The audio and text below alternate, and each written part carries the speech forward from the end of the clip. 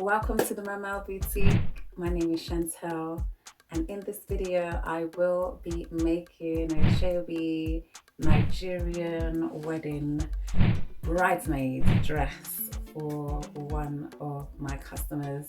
She reached out to me and she said she needed a modest dress for the bridal party. Asoebi is like a West African thing, and I think it was originated in by the Yoruba people, but I'm not 100% sure. If you do know, please comment below. But it's a thing which brings the bridal party together, so it kind of bonds everyone. So it's where the bride will choose a fabric, or the bride's family will choose a fabric, and they will have this fabric given to a bridal party. So it could be from 2 or 3 people to like 20 people, and it can be men and women, but it's usually focuses on the woman, and that woman will then have a dress made. So it's up to them to go and make the design, and usually there's some like kind of theme as well.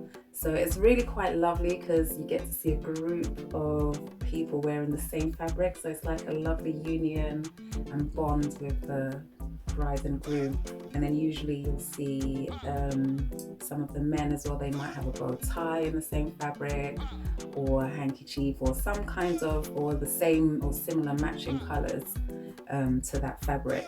So it's really lovely to see them all together just wearing the same colors and stuff. So this lady has come to me to make her a Asoebi dress, her bridesmaid's dress. It's a very luxurious fabric actually. Let me show you what it looks like. I don't know if you can see that, but it has glass beads and it has sequins and it has embroidery. So it's a very luxurious fabric, and it's all set and stitched on a mesh fabric. So it is very transparent, and that's all over the fabric. This came all the way from Nigeria. This whole Asoebi thing, they take it very seriously. They are literally flying in fabrics from Nigeria to make these wonderful dresses and to create this amazing atmosphere of union. So the brief is that I make a modest dress that doesn't show a lot of skin, so I have to bear that in mind. So this customer actually has made my job a little bit easier because she is very clear on the design that she wants. She said she wanted a square neck and a corset belt to go on top of the dress, and she wanted the silhouette of the dress to be a straight panel. So all I've got to do is just sketch out her instructions really, and obviously make the dress.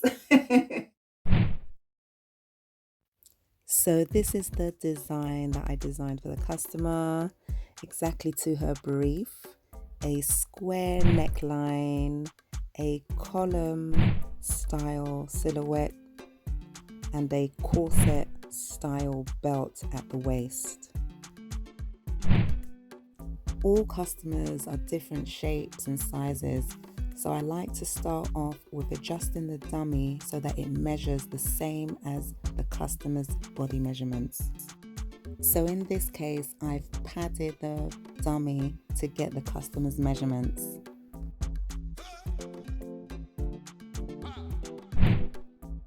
I have an existing pattern that I think will be perfect for this customer's design, so I'm just checking to see the measurements and see how I would have to adjust it.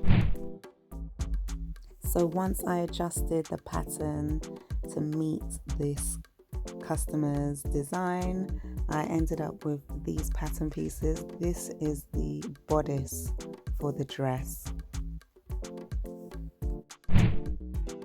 Throughout the pattern cutting stage, I like to place the pattern piece onto the dummy so I can make sure I'm on the right track and make sure everything's looking good. This is okay, but I just need to adjust the shoulder strap.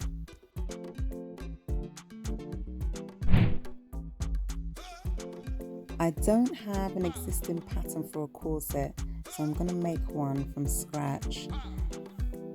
So I'm using black design tape to create all the style lines.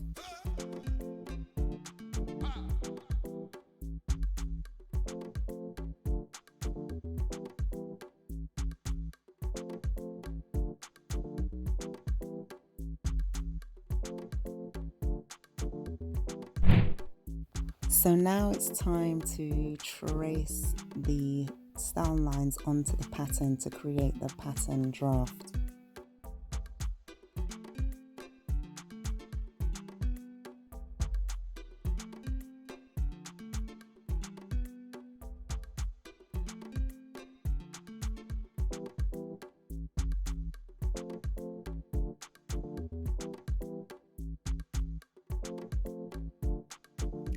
Okay, so these are all the lines for the corset belt.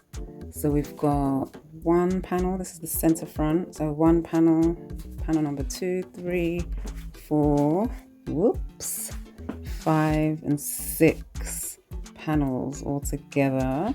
And here they are here. So that's the center front panel. And you can see it looks really wonky. Look at that.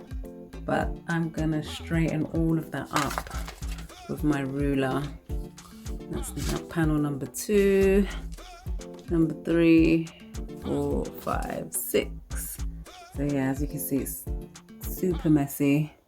The lines are not straight at all, but I'm gonna straighten all of that up with my ruler. Okay, so these are all the panels, all 6 panels lined up. And I had to make some minor adjustments, like here, this was the old line.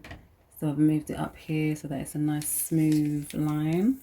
And I had to adjust that, bring that down to make it a smooth line. And I had to adjust this grain line. That's one thing I forgot to do. I should have done this first before I put it on the dummy. So yeah, I've just straightened it out now. And again, I had to bring this line down to make it smooth all the way along here. All along there. So now that is a nice smooth line, so I just need to cut it out now, and that's the draft. That's all 6 panels. 1, 2, 3, 4, 5, 6. And that's the center front and center back.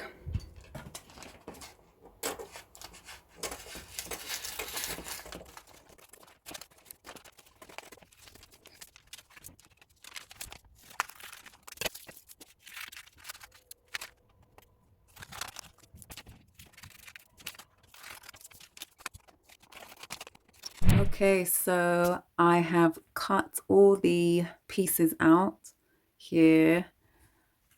I lost my film footage, so I didn't actually, I haven't got any footage of me cutting these garments out.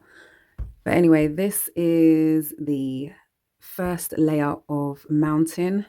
Then you've got the lining, then you've got the lace, then I've got the corset belt. So this should be this way actually for demonstration. So this lining is going to be mounted underneath this lace because the lace is very transparent, as you can see.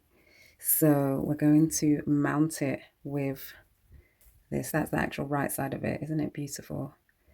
We're going to mount it on top of this fabric here. It's coming up a bit orange on the camera, but it's not as orange. It's more of a burnt, rusty orange with hints of brown in there. So yeah, it's not as orange in person. But yeah, that's what we're going to do. We're going to mount it. And then the corset belt is going to be in that way, that color, the satin side up. These are my items and tools that I need. I need a hammer to destroy all the glass beads along the seam. I've got my boning here, which is for the corset belt. I have 2 different color threads, my invisible zip, and it's a lightweight zip as well. Make sure I use a lightweight zip because this fabric's it's a mesh fabric, and which is very lightweight. Then we've got the hook and eyes, and of course a sewing needle. Before sewing fabric with glass beads, I need to destroy the glass beads in the seam allowance. The seam allowance for this dress is 1 centimeter, so I'm just roughly guessing how much a centimeter is and destroying all the beads in the seam allowance section. The reason I destroyed the glass beads is that so my needle doesn't break while sewing. Before I start sewing, I like to lay out all the pieces that need joining together, and I like to pin them together. It gives me a clear idea what exactly I need to sew.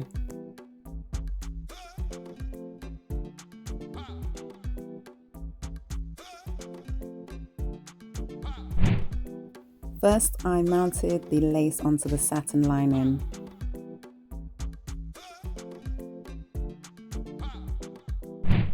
Then I stitched the bodice together. Once the bodice was all done, I stitched the skirt to the bodice and the lining, and then it was done.